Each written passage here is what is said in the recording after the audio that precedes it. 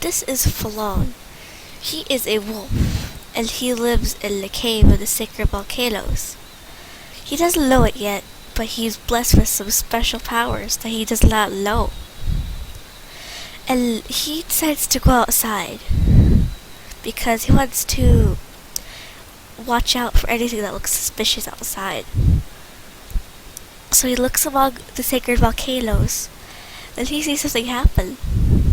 They all start to collapse and break.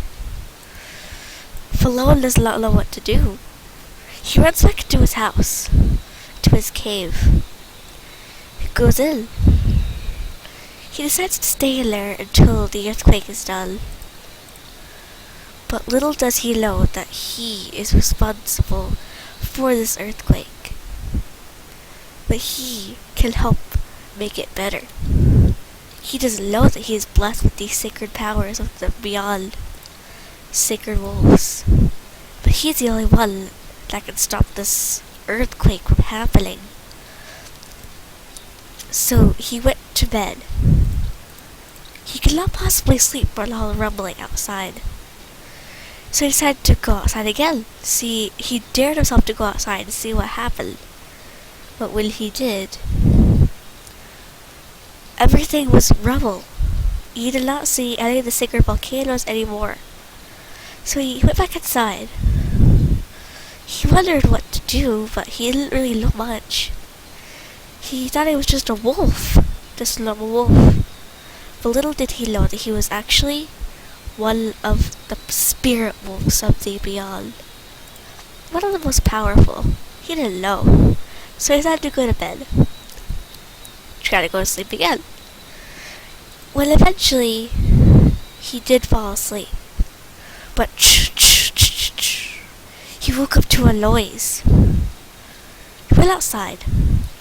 Here, the sacred volcanoes have been squashed to pieces. What's going on? He thought. He was not very happy because his home had been destroyed. He didn't know much what to do. But the walls of his cave gave him an idea. He looked at them closely. There were drawings on them of a spirit wolf and some sayings that he did not understand. He didn't know if he should say them because the wolf in the picture looked like himself. He didn't want to say the words, but he thought he'd give it a try. So he said them, Kualis, Olas, Olagios. Then suddenly everything started to shake, and then something happened. He didn't know what, but until he looked down at his paw, everything had changed. It was a spirit glove. They were one of the most sacred and most rarest gloves in all the beyond. He didn't know why it was there. He tried to take it off. He couldn't. So he decided to go to bed again. But on the walls of his bedroom, he saw something again. He didn't want to say the words because he thought there was something weird happening with him again. But he tried to say them. He tried to pronounce them. Tinia, Sulo, Eligis, Alushu. Then his tail was different.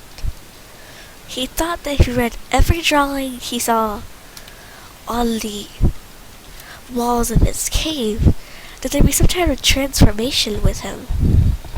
He thought this was just the beginning of the transformation. It hasn't ended, not even close. So he went over to the lava. He saw something strange. Some of the rocks said something. He tried to pronounce them. Ignis, Idgo, Eligasi, Lushles. Then, suddenly, he grew these weird horns out of his head. He didn't know why they were there, but he thought it had something to do with the transformation. So he decided to keep on. He went up to the wolf he had, where he always sat. There were some drawings on its tail. He couldn't really pronounce it, but he tried. It was in wolf language, very complicated wolf language, so he tried to read them. Ilegesios, allegati, allegis, tola. Then suddenly his pelt changed a different color in stripes. He thought there was one thing little missing about him. He looked everywhere, but he could not see the thing that was missing. And he saw the sign on his bedroom wall. Step to the secret lava, you will begin. So, he didn't really want to do this. He decided to put his paw inside the lava. He said to not put his sacred paw in there, so he put one of his old paws. He put it in there, and then there was this collar around his leg with spikes on it. He looked around the room to see if there were any other secret spellings. He didn't see any. So he decided to go outside. Maybe if I have all these powers, he thought, maybe I can fix the beyond. So he went up to the cliff of his home. Then he saw this writing in that wolf's mouth. Do all the motions you can, and all will be regained. So he decided to sit in every position.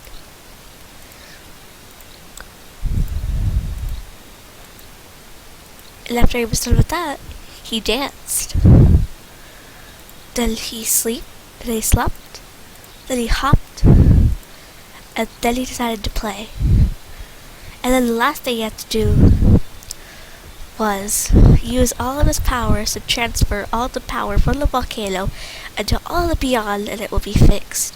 He didn't know how to do that, but he thought it might have something to do with the sacred paw. So he pointed it at the volcano. Some stuff came out of it. He used it all to cover the beyond. Then suddenly there was some rumbling. Then the beyond was back to normal. Everything was regained. He could barely read that writing because it was all rumbled up. But he could read it now. It was English, but the way he pronounced it earlier was as perfect as it was. So now he was a true spirit wolf. He didn't know how to control his powers. But maybe he'll find out in the future when it comes.